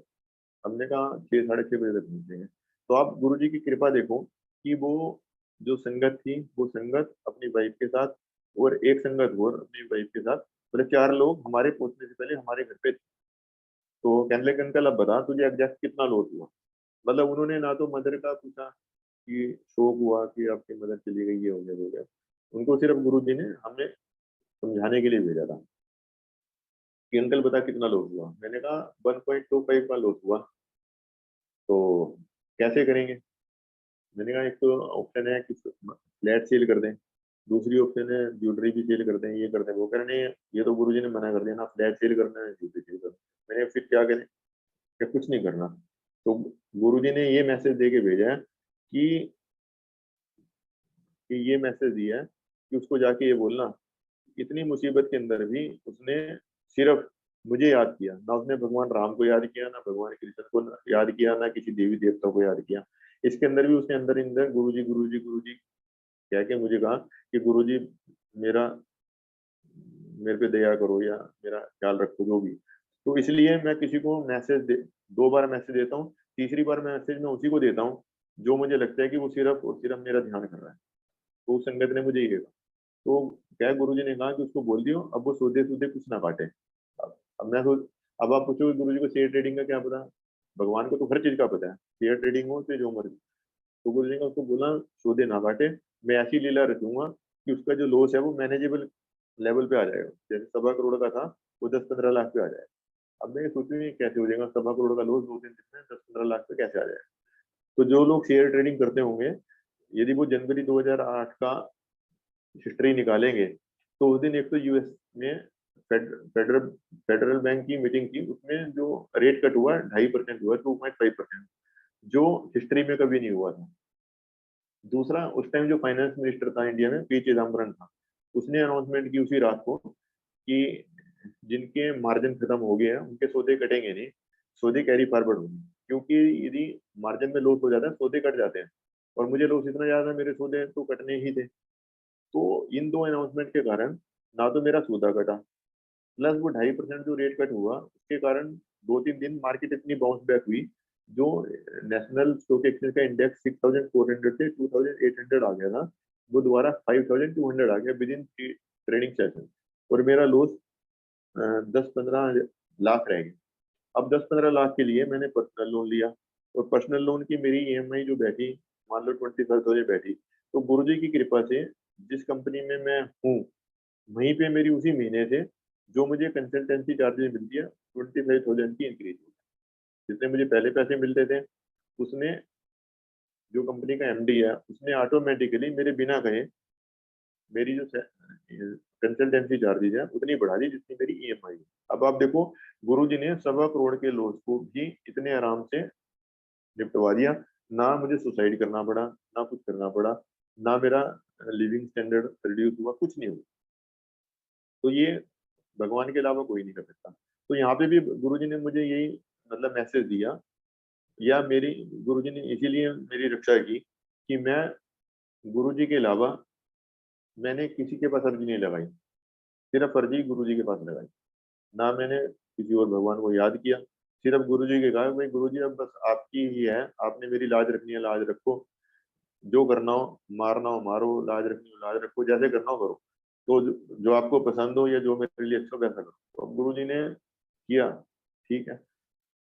उसके बाद एक बार ये बात है 13 अप्रैल 2007 की, तो मंदिर में बैसाखी का फंक्शन था। तो जो शिवलिंग है, जो लोग मंदिर में गए होंगे बड़े मंदिर में, उन्होंने सबने शिवलिंग देखा होगा। तो शिवलिंग पे 3 लाइनें और बीच में आई है बनी हुई। तो जो आई है उधर से अचानक अमृत प्रकट होता है, और ताकि वो वेस्ट ना हो, तो चांस की बात है किसी संगत के पास उस दिन जग भी था, तो वो अमृत जो है जग में ले लिया। और जो भी संगत उस टाइम प्रेजेंट थी, एटलीस्ट हम दो चारों प्रेजेंट थे, मैं वाइफ और दोनों बच्चे, तो सबने उस अमृत का सेवन किया। और उस अमृत का क्या टेस्ट था, वो शब्दों में व्यक्त नहीं किया जा सकता कि क्या था, वो सिर्फ महसूस किया जा सकता है। उसके बाद एक ये भी मैं बता रहा हूँ जो हमारी आंखों के सामने हुआ। जो गुरु जी की समाधि है, एक दिन हमने ऐसा फील किया कि गुरु जी की समाधि में से त्रिशूल निकल रहे हैं और शिवलिंग में समा रहे हैं।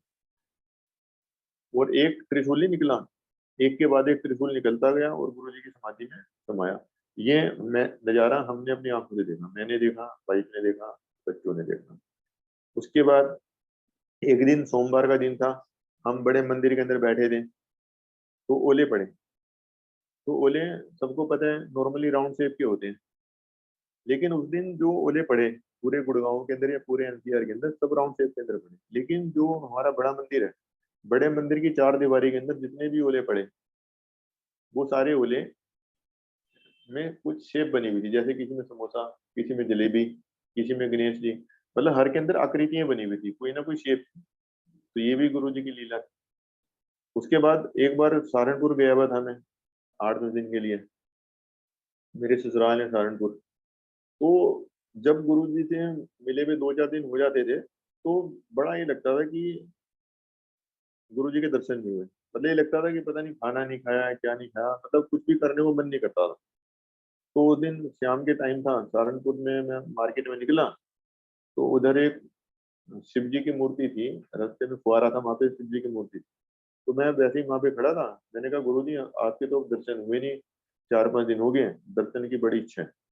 तो आप ही देखो, मैं देख रहा था, क्या देखता हूँ कि सहारनपुर के अंदर ही वो जो शिव जी की मूर्ति थी, ऊपर जो मुख था वो गुरु जी का हो गया।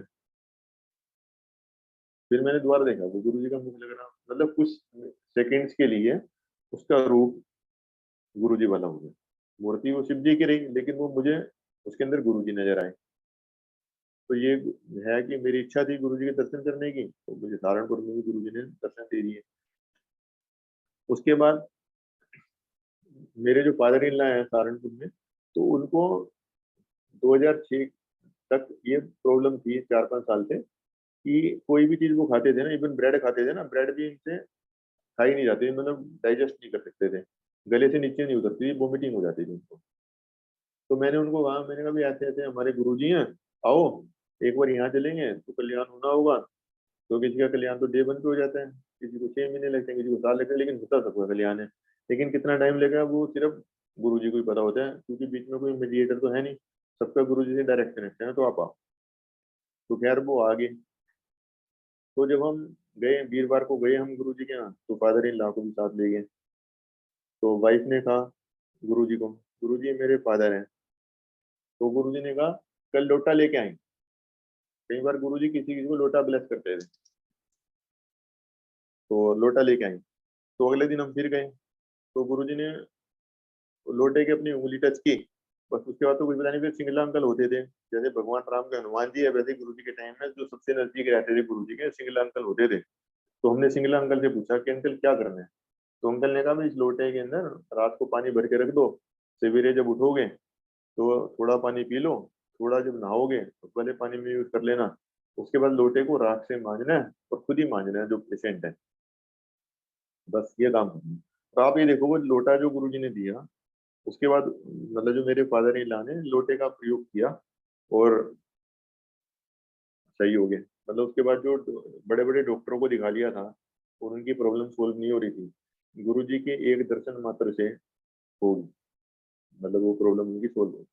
उसके बाद एक बार क्या है, जैसे बच्चे हैं, जैसे मैं बता रहा था गुरु जी का मंदिर यूनिक है। गुरु जी के मंदिर में एक चीज और डिफरेंट है जो सबने नोट की होगी। जैसे और मंदिरों में जाओ तो वहां पे बुजुर्ग लोग ज्यादा मिलते हैं, और लोग कहते हैं कि जिनको कोई काम नहीं होता, जो बिल्कुल खाली हो जाते हैं, वही मंदिरों में जाते हैं या टाइम पास या सत्संग में वो जाते हैं। लेकिन गुरु जी के मंदिर में या गुरु जी के सत्संग में आपको यंग जनरेशन ज्यादा मिलेगी। आप कहीं पे भी देख लो, बड़े मंदिर में देख लो, एम्पायर स्टेट में देख लो, सत्संग में देख लो, कहीं पे भी आप काउंट करके देख लो, यदि 100 लोग प्रेजेंट हैं तो 100 में से मोर देन 50% लेस देन 40 मिलेंगे।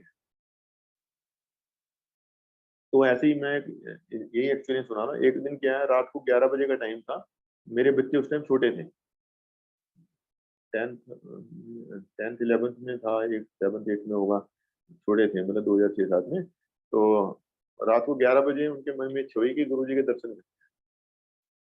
तो मैंने कहा भाई मैं तो अब जा नहीं सकता दोबारा, क्योंकि मैं तो एक बार को हो आया, लेकिन तुम्हारे मन में इच्छा है तो मैं ले चलता हूँ तुम्हें। तो मैं रात को 11 बजे गाड़ी में बिठाया और चला गया एम्पायर एस्टेट। तो गुरु जी का जो दरबार है एम्पायर एस्टेट में, सामने प्लॉट होता था खाली, गली में हम गए तो बच्चों को जाओ अंदर, बच्चों अंदर जाए ना, उनको डर लगे कि अब जाएंगे तो गुरुजी पूछेंगे क्यों आए हो, क्या है, ये है वो है। लेकिन अब गुरुजी को ये था कि बच्चे रात को 11 बजे आए हैं और बच्चों के अंदर स्ट्रॉन्ग इच्छा है मेरे दर्शन करने की, और अंदर आ नहीं पा रहे डर के कारण। अब गुरुजी के पास क्या था, या तो गुरुजी बाहर आते गली में या फिर बच्चे अंदर जाते। अब गुरुजी को पता था कि बच्चे अंदर आएंगे नहीं जब तक मैं आसन पे बैठा हूँ। तो गुरुजी अपने आसन से खड़े हुए और जो रूम है जहाँ पे गुरुजी अपना चोला चेंज करने के लिए जाते हैं, उस रूम की तरफ चल दिए। तो जैसे कि मैंने बच्चों से कहा चलो अब तो गुरुजी आसन में नहीं बैठे, जाके गुरुजी के आसन के पास बैठ जाओ। तो गुरुजी, बच्चे गए और गुरुजी के आसन के पास बैठ गए। इमीडिएटली गुरुजी ने चोला चेंज नहीं किया, तभी गुरुजी वापिस अपने आसन पे आ गए। जैसे आए तो गुरुजी कहने लगे वो तुसी किथे हैं। बच्चे कहने लगे गुड़गांव से। किदे नाल आए हो। पापा पापा दे नाल। केडे पापा। तो उन्होंने बताया ना कि केडे पापा। बस का दर्शन हो गए। मैंने कहा हाँ। बच्चों ने कहा हो गए, क्यों जाओ।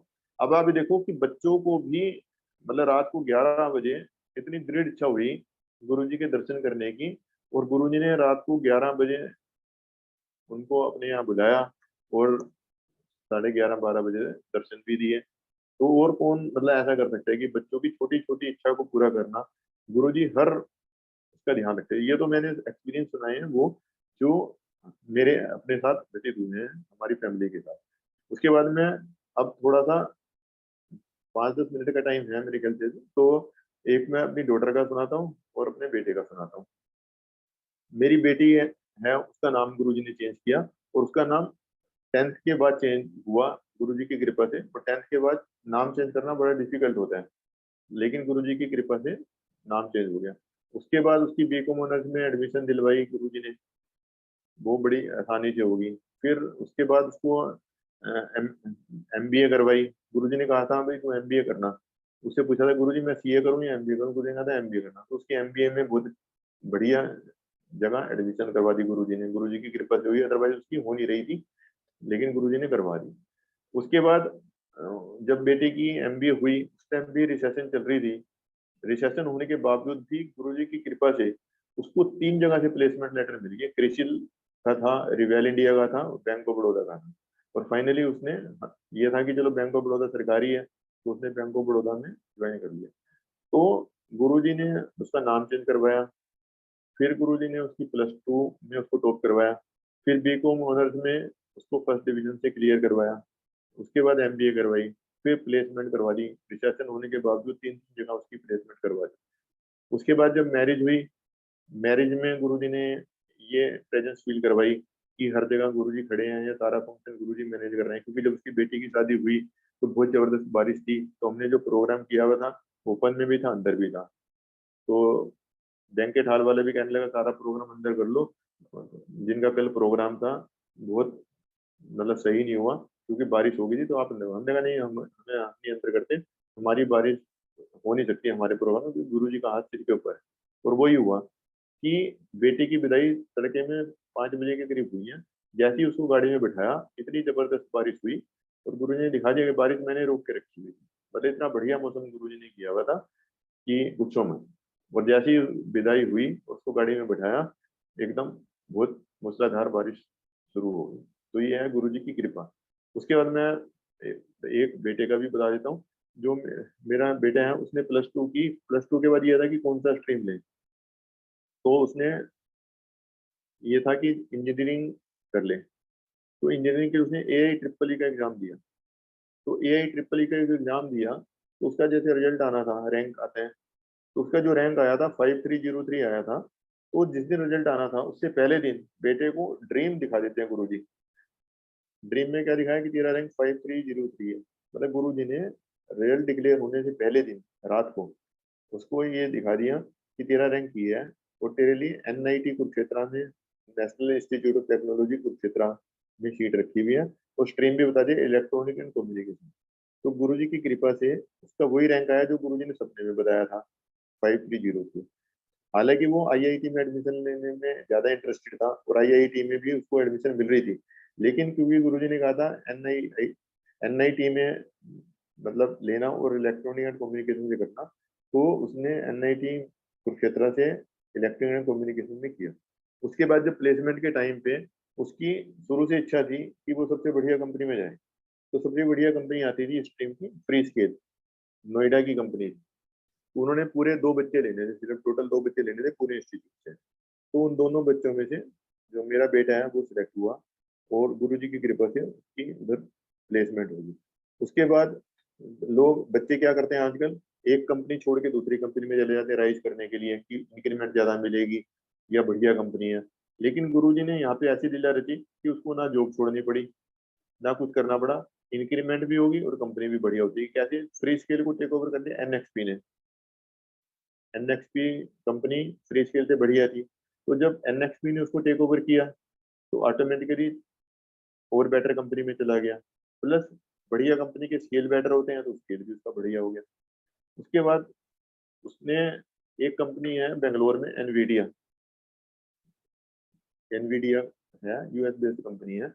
उसके बाद उसको उधर से ऑफर आती है, तो बेटे ने डेलिबरेटली, क्योंकि हम भी गुड़गांव में रहते हैं, बेटा में गुड़गांव नोएडा में जॉब कर रहा था, लोकल था, तो उसने कहा भाई बेंगलोर जाना तो है नहीं। उसको जितना पैकेज यहाँ पे मिलता था, जब उसका इंटरव्यू हुआ उसने डबल बता दिया कि मान लो यहाँ पे मिलते हैं 10 लाख, तो वहां पे बता दिया उसने 20 लाख, कि मुझे 20 लाख चाहिए। तो इसको था कि मुझे वहां से तो मेरी सिलेक्शन होगी नहीं, क्योंकि कोई भी डबल राइस तो देता नहीं ना, 100 का 200 तो करता नहीं। लेकिन वहां से उसका आ गया फोन की यू हैव बीन सिलेक्टेड जो है। तो आज गुरुजी की कृपा से अब बेटा मेरा बेंगलोर में। अब देखो, पहले +2 करवाई, उसमें भी रैंकिंग दिलवाई, फिर इंजीनियरिंग करवाई, उसके बाद प्लेसमेंट बढ़िया कराई, और प्लेसमेंट के बाद भी उसी कंपनी में प्रमोट करवा दिया, फिर बढ़िया कंपनी में डबल करवा दिया। बाकी लास्ट में मैं ये कहूंगा कि जो मैसेज है गुरुजी का वो ये है कि सारी संगत जो गुरुजी को फिजिकल रूप में जिसने देखा हुआ है या जो सत्संग में आती है, वो गुरुजी को तो मानती है, लेकिन गुरुजी की नहीं मानती। ये फैक्ट है। फैक्ट कैसे है कि गुरुजी कहते हैं कि गुरुजी को तो सब मानते हैं कि गुरुजी सुप्रीम अथॉरिटी, गुरुजी भगवान है, लेकिन जो गुरुजी कहते हैं, जैसे गुरुजी कहते हैं forget the past, enjoy the present, don't worry about the future, उस पर भरोसा नहीं करते। गुरुजी कहते हैं मोबाइल स्विच ऑफ रखो। अब गुरुजी कहते हैं कि मोबाइल स्विच ऑफ रखो, लेकिन आजकल लोग मोबाइल स्विच ऑफ नहीं रखते, साइलेंट पे कर लेते हैं। ये गुरुजी ने खुद कहा हुआ है कि एक बार किसी संगत ने गुरुजी से पूछा था, गुरुजी मोबाइल स्विच ऑफ करना होता है या साइलेंट पे करना होता है? गुरुजी ने कहा था ब्लेसिंग एक जगह से मिलेगी, वाइब्रेशन एक जगह से मिलेगी, मोबाइल से ले लो या मेरे से ले लो, इच्छा तुम्हारी है। तो इसलिए जब हम मोबाइल स्विच ऑफ करते हैं, इवन हम सत्संग में जब आते हैं और मोबाइल स्विच ऑफ करते हैं, इट मीन हमने गुरु जी की एक आज्ञा मानी। और जब हम भगवान की एक आज्ञा मानते हैं, उसके बदले में भगवान कुछ ना कुछ देते हैं। और लेकिन यदि हम आज्ञा नहीं मानते, मान लो हमने मोबाइल स्विच ऑफ नहीं किया, साइलेंट मोड पे किया, इट मीन हमने गुरु जी की आज्ञा नहीं मानी, तो उसके बदले में हमारे गुरु जी इतने दयालु हैं कि कोई सजा नहीं देते, लेकिन उसके पॉइंट भी नहीं मिलते हैं। जैसे क्रेडिट कार्ड के पॉइंट मिलते हैं ना, तो ऐसे ही गुरु जी ने सिस्टम रखा हुआ है कि जितनी गुरु जी की आज्ञा मानोगे उतने पॉइंट बढ़ते जाएंगे, उसको जब मर्जी आप यूज कर लो। अब पॉइंट गुरु जी किस चीज के देते हैं? जैसे मंदिर में जाओ, अकल और रफल बाहर छोड़ के जाओ, मोबाइल स्विच ऑफ रखो, फॉरगेट द पास्ट करो, प्रेजेंट में एंजॉयमेंट करो। बस ये छोटी छोटी चीजें हैं। गुप्त दान करो, गुप्त पाठ करो, गुप्त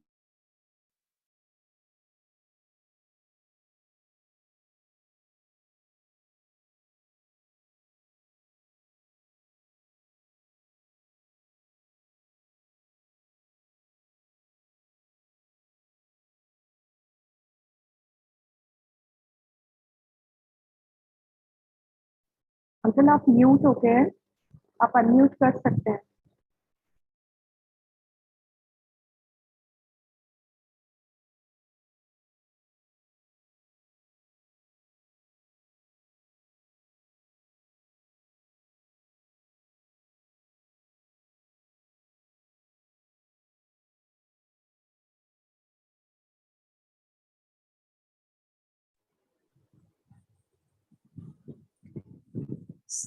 नीलिमांती, जय गुरु जी। राकेश अंकल आप अनम्यूटेड हो गए हैं अंकल।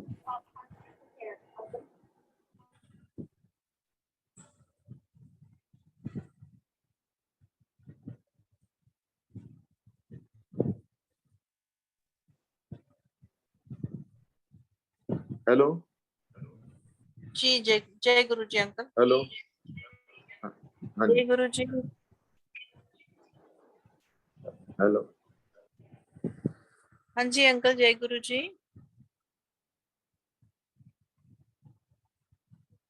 नीलिमांती, जी आंटी, जय गुरु जी।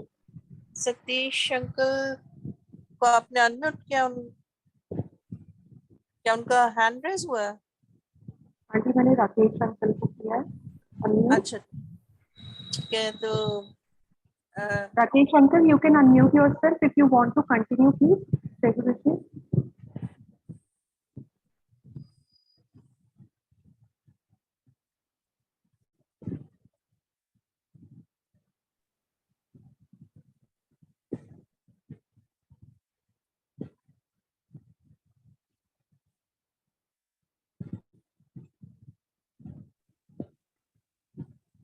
जय गुरु जी। आई थिंक हाँ जी अब हो राकेश गया। अंकल, हाँ जी Rakesh uncle you can now continue please.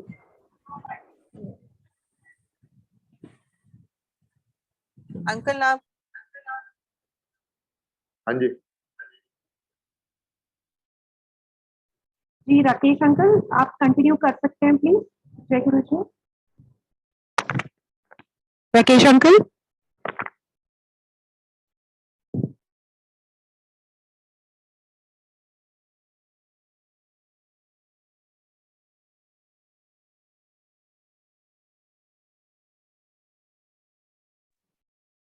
Gita aunty over to you please.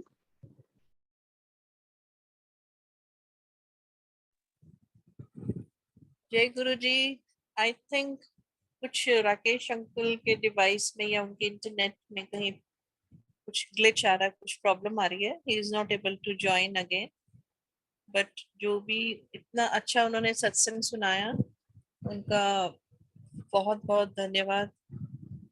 इतनी अच्छी जर्नी उनकी रही गुरुजी के साथ, कितनी अच्छी बातें बताई उन्होंने कि किस तरह वो कितनी सारी जगह पे होते थे, गुरुजी दर्शन देते थे उनको, पिंक चोले में भी और येलो चोले में, एम्पायर स्टेट में अंदर भी थे बाहर भी थे। तो ये सब सुन के बहुत ही एक अच्छी फीलिंग आती है कि गुरुजी ने कितने अपनी लीलाएं दिखाई हैं उस टाइम संगत को।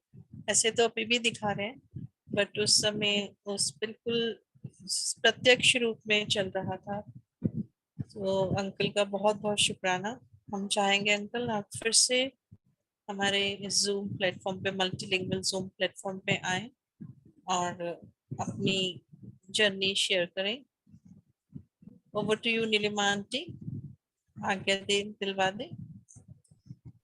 जय गुरु जी, शुक्राना गुरु जी, बहुत बहुत शुक्राना गुरु जी आज की सेवा के लिए। जो भूल चूक हुई हो माफ करना गुरु जी। और आज के इतने अच्छे पावन दिन पर आपको Guru ji happy teachers day from all of us Guru ji. आप हमेशा हमारे गाइडिंग लाइट बने रहें और हमें हमेशा सही रास्ते पे चलाएं गुरु जी। भूल चूक माफ करना। संगत जी you can unmute yourself and take आज्ञा प्लीज।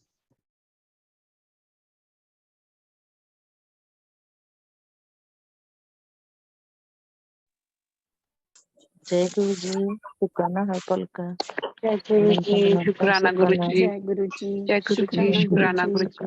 जय गुरु जी, शुक्राना गुरु जी, सबका जय भला गुरु करो। जी। आज्ञा गुरु जी। रहम करो। जय थैंक गुरु यू जी, जी, thank you for your blessings. शुक्राना, अनंतम शुक्राना महाराज। शुक्राना, लख लख शुक्राना महाराज। जय जय गुरु गुरु जी। जी, शुक्राना।